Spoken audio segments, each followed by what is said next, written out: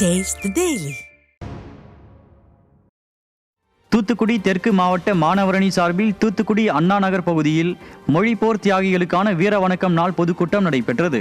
மாவட்ட மாணவரணி செயலாளர் பில்லா விக்னேஷ் தலைமையில் நடைபெற்ற கூட்டத்தில் தூத்துக்குடி தெற்கு மாவட்ட கழக செயலாளரும் முன்னாள் அமைச்சருமான SP சண்முகநாதன், கழக அமைப்பு செயலாளர் AK சீனிவாசன், தலைமை கழக பேச்சாளர் ST கருணாநிதி, கழக இளம் பேச்சாளர் EM வல்லரசு ஆகியோர் பங்கேற்று உரையாற்றினர். முன்னதாக மொழிப்போர் தியாகிகளுக்கு மலர் தூவி அஞ்சலி செலுத்தப்பட்டு உறுதிமொழி எடுக்கப்பட்டது. திருநெல்வேலி புறநகர் மாவட்ட மாணவரணி சார்பில் சேரன் மகாதேவி அருகே புதுக்குடியில் மொழிப்போர் தியாகிகளின் வீர வணக்க நாள் பொதுக்கூட்டம் நடைபெற்றது.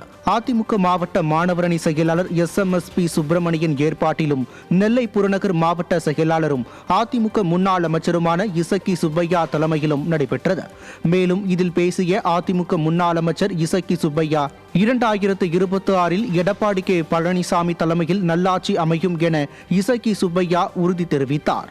இந்த கூட்டத்தில் கழக நிர்வாகிகள் பலர் கலந்து கொண்டனர். தூத்துக்குடி அதிமுக வடக்கு மாவட்ட மாணவரணி சார்பில் கோவில்பட்டி அருகே மந்திர் தோப்பில் மொழிப்போர் தியாகிகள் வீர வணக்க நாள் பொதுக்கூட்டம் நடைபெற்றது. இதில் முன்னாள் அமைச்சரும் கோவில்பட்டி சட்டமன்ற உறுப்பினருமான கடம்பூர் ராஜு கலந்து கொண்டு தமிழ்நாடு பெயர் சூட்டிய பேரறிஞர் அண்ணாவின் பெருமையை நினைவு கூர்ந்து மொழிப்போர் தியாகிகளுக்கு வீரவணக்கம் செலுத்தினார். 2026 அதிமுக பொதுச் செயலாளர் எடப்பாடி K பழனிசாமி தலைமையில் ஆட்சி அமைவது உறுதி என்றும் அவர் தெரிவித்தார்.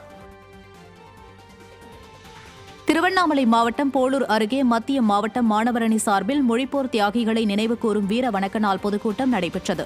நாமத்தோடு கிராமத்தில் நடைபெற்ற மாபெரும் பொதுக்கூட்டத்திற்கு மத்திய மாவட்ட கழக செயலாளர் ஜெயசுதா லட்சுமிகாந்தன் தலைமை தாங்கினார்.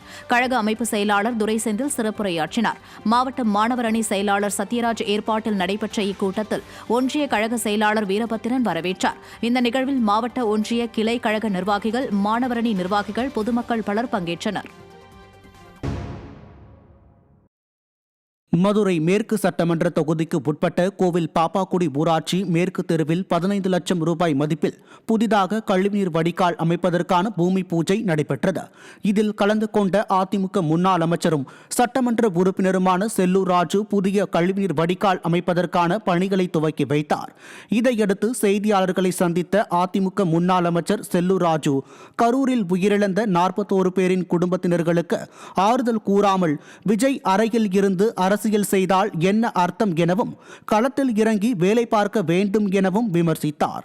இந்நிகழ்ச்சியில் கழக நிர்வாகிகள் பலர் கலந்து கொண்டனர். MG அவர் ஒரு திரைப்பட நடிகர். அவர் சினிமாவுக்கு வந்தார். படிப்படியாக 52 இருந்து அரசியல் இயக்கத்தில் உழைத்து சினிமா சாட்சியை பிடித்தார்னா எல்லா பேரும் நாங்கள் அவரை ஆயிடுவோம் அப்படின்னு சொல்லி நினச்சி வந்தீங்கன்னா இங்கே இருக்கிறது அப்புறம் கடைசியில் காணாமல் தான் போக முடியும். எல்லா நடிகரும் காணாமல் போயிட்டாங்க. அவரை பார்க்கணுன்னு குழந்தைகள், பிஞ்சு குழந்தைகள், பெண்கள் இறந்துருக்காங்க. அவங்க குடும்பத்துக்கு போய் ஆறுதல் சொல்ல முடியல. அரசியல் இயக்கம் தொடங்கிவிட்டு நீ அறையிலே உட்காந்து அரசியல் பண்ணினா என்ன கூட்டத்துக்கு உன் இமேஜை வச்சுட்டு அப்படியே போய் மக்களை பார்த்து ஓட்டை வாங்கிடலான்னு நினைக்கிறீங்க. எவனோ ஒருத்தர் சொல்லியிருக்கான், அவருக்கு அரசியல் ஆலோசனை சொல்லியிருக்கான். என்னைக்கு அரசியல் இயக்கம் தொடங்கிட்டாலே களத்தை பணியாற்றணும். மக்களுக்கான நன்மைகள் தீமைகளை கலந்துக்கிறணும். களத்தில் இறங்கி வேலை பார்க்கணும். பாருங்க, விஜய் இப்பதான் வந்தாரு, எப்படி இறங்கி வேலை பார்க்கிறாருன்னு மக்கள் பேசணுங்க. புதுக்கோட்டை மாவட்டம் பொன்னமராவதி அருகே அதிமுக இளைஞர்கள் சார்பில் கிரிக்கெட் போட்டி நடத்தப்பட்டு பரிசுகள் வழங்கப்பட்டது. ஏனாதி கிராமத்தில் குடியரசு தின விழாவை ஒட்டி நடைபெற்ற போட்டிகளை அதிமுக புதுக்கோட்டை தெற்கு மாவட்ட கழக செயலாளர் PK வைரமுத்து தொடங்கி வைத்தார். தொடர்ந்து வெற்றி பெற்ற அணியினருக்கு பரிசு மற்றும் வெற்றி கோப்பைகளை அவர் வழங்கினார். நிகழ்ச்சியில் மாவட்ட, ஒன்றிய, கிளை கழக நிர்வாகிகள் பலர் பங்கேற்றனர். திருவள்ளூர் மாவட்டம் வெள்ளேரி தாங்கலில் அதிமுக சார்பில் நடந்த மக்கள் சந்திப்பு நிகழ்ச்சியில் முன்னாள் அமைச்சர் BV ரமணா பங்கேற்று பொதுமக்களின் குறைகளை கேட்டறிந்து நிறைவேற்ற நடவடிக்கை எடுக்கப்படும் என உறுதியளித்தார். மேலும் புரட்சித் தமிழர் வெளியிட்டுள்ள 5 தேர்தல் வாக்குறுதிகள் குறித்து மக்களிடம் எடுத்துரைத்தார். முன்னாள் ஊராட்சி செயலாளர் கோபிநாத், கிளை செயலாளர்கள் M Sampath, K Janarthanam, K Pandian, P ஞானமூர்த்தி, R தில்லைநாதன் ஆகியோர் ஏற்பாட்டில் நடைபெற்ற நிகழ்ச்சியில் மாவட்ட அம்மா பேரவை இணை செயலாளர் KPM எழிலரசன் உட்பட பலர் பங்கேற்றனர். கடலூர் மாவட்டம் புவனகிரி தொகுதிக்கு உட்பட்ட 100க்கும் மேற்பட்ட கிராமங்களில் அதிமுகவின் 5 தேர்தல் வாக்குறுதிகள் குறித்து விளக்கி கூறி அதிமுக சட்டமன்ற உறுப்பினர் அருண்மொழிதேவன் பிரச்சாரம் மேற்கொண்டார்.